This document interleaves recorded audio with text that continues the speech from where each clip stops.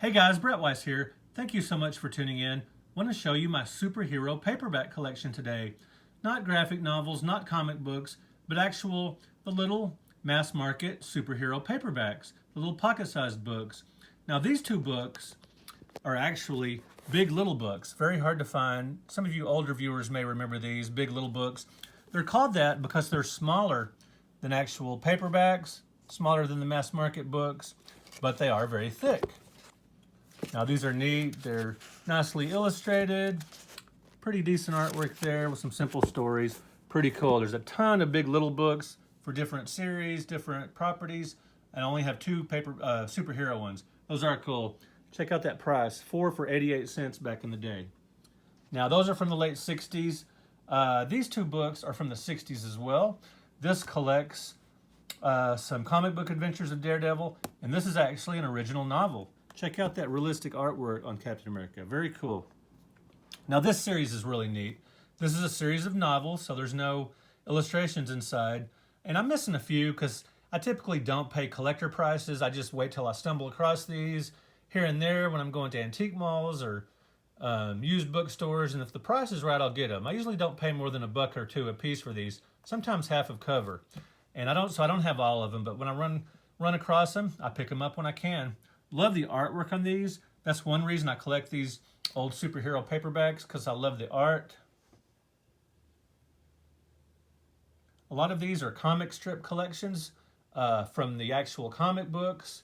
A lot of them are novels. These three collect, just the comic books in full color. Very cool. But this one on the end here is different because it collects the newspaper strips in full color.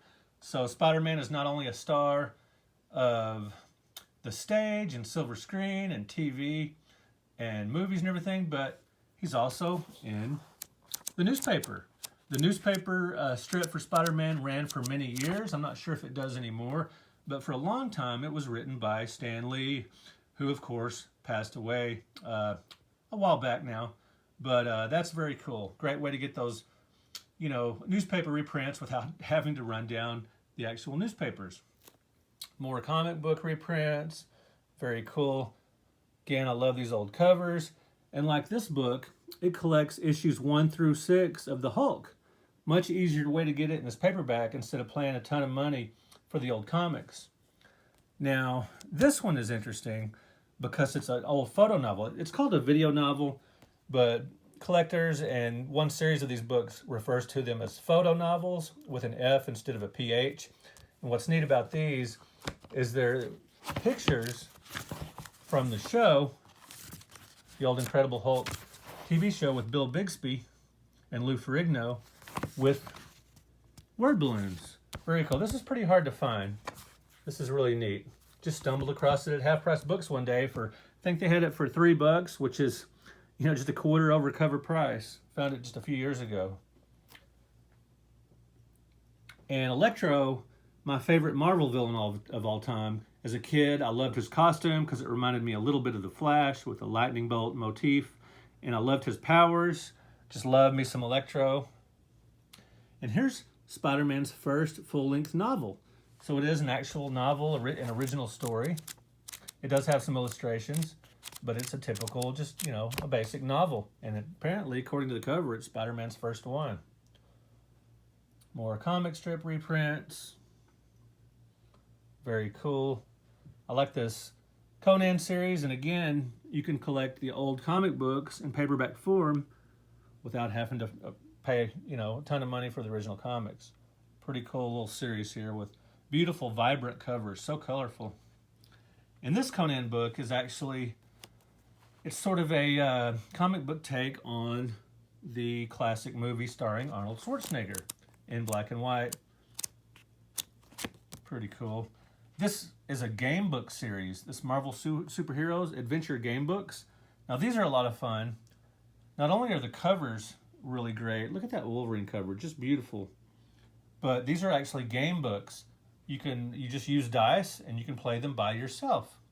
So if you like role-playing games and that kind of thing, but don't have any friends around at the moment, you're just hanging out solo, you can play game books.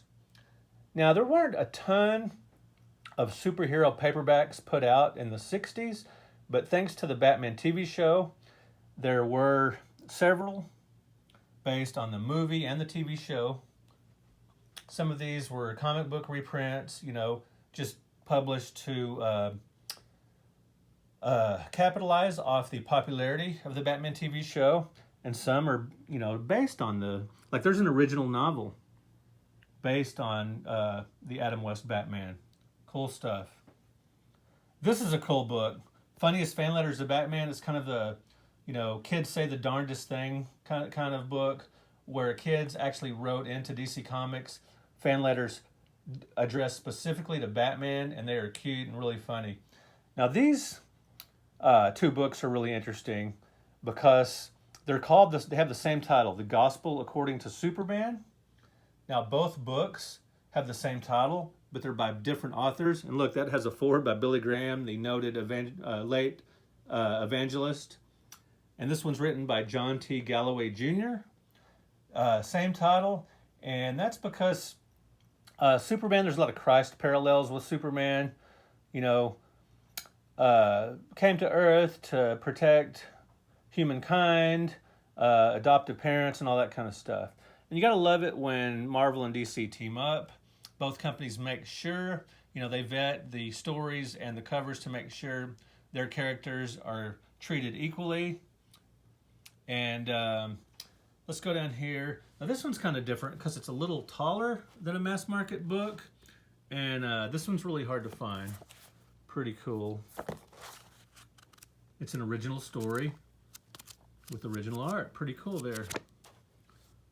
Superman smashes the secret of the Mad Director for the low price of 29 cents. You gotta love the prices back in the 60s. So this is some comic book reprints. Pretty cool. Now I've got two of these nonfiction books here, all in color for a dime, by Dick Lupoff and Don Thompson. Don Thompson used to edit Comics Buyer's Guide, the longest running publication in the U.S. about comics. This is a pretty famous book that, there's a hardcover version as well, but I have the mass market paperback here. And Superman serial to serial. So from back when, you know, the old black and white serials to the TV show and on and on. Pretty cool. It's about Superman collectibles as well. This was published in an oversized edition, but I want to show you guys the paperback version. More comic book reprints, and these are jokes and riddles, and there are older versions of these, but I only have the newer reprinted versions, but still pretty neat. Great stuff here. Comic book reprints. Teen Titans was very popular for a time there in the 80s.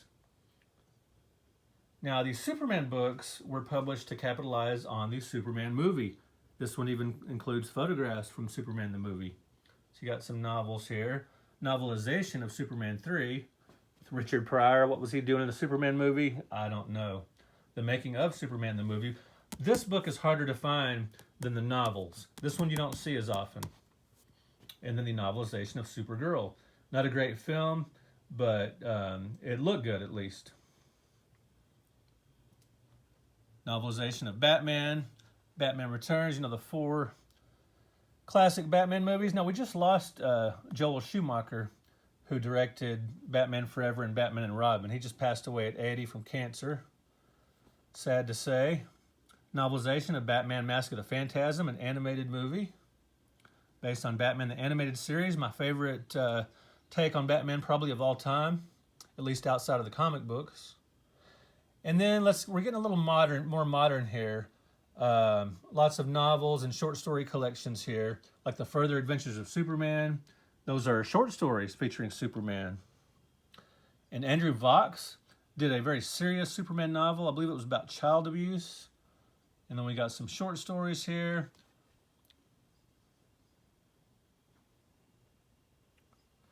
Batman novel by the noted horror novelist Joe Lansdale. That's pretty cool. Couple of novelizations of the Swamp Thing movies.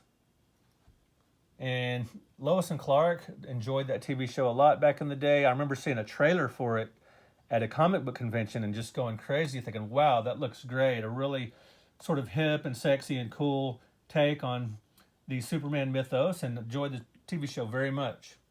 And I liked Smallville even more. I've recently revisited Smallville, been watching those seasons. It gets bogged down a little bit in season 7, but seasons 1 through 6, and especially the first 3 or 4 seasons, were just awesome. Now this is cool. These Which Way books, these are sort of like choose your own adventures. And you got Supergirl and Superman, pretty cool. A little bit of interactive since you can choose, which page to turn to next, which way you want the stories to go. The Flash, my all-time favorite superhero, so it was cool getting that book. A novelization of a mega comic book series. You don't see that too often in Kingdom Come. Loved me some Kingdom Come. And again, some more modern novels. And there's the novelization of Spider-Man, which really got Marvel movies, really brought those into the mainstream. You can see my camera there because that's like a silver cover. Now, Flash Gordon, he's a sci-fi hero, but not a superhero, but I wanted to show you these because they are really, really cool. And this one is a novelization on the excellent 1980, Flash Gordon movie. Campy, yes, but fun, absolutely. More Flash Gordon. And I've got this, I really love this vintage series here because I love the covers, I love that painted art. And they're based on Alex Raymond's original stories. Alex Raymond created Flash Gordon. Okay, let me show you this other table here with some other interesting books on them. Like Archie. These are the table here, not necessarily basic superhero paperbacks like the other tables, but I did want to show you some of these others that just sort of relate to my paperback collection. So there's Archie's, I'm a big Archie comics fan. Here's a biography on George Reeves, who played Superman in the old TV show, and loved me some Vampirilla.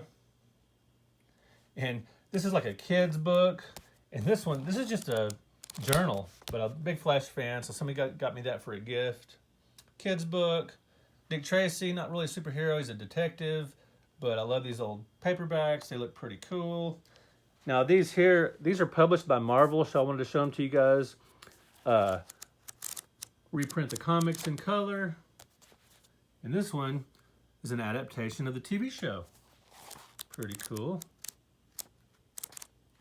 They got adaptation of the TV show, but also a section about the show. It's pretty awesome. Same with Blade Runner, and just a couple more kids' books. This one actually came, this photo novel, Fantastic Four, sort of a modern photo novel. You don't see these much anymore. But when the Fantastic Four movie came out, if you bought the DVD, I believe at Blockbuster, you got that photo novel. I jumped all over that. Last but not least is Dragon Slayer. All right, guys, thank you so much for watching this video. Thank you for hitting that like button. Thank you for subscribing to the channel. I will talk to you guys later. Peace out.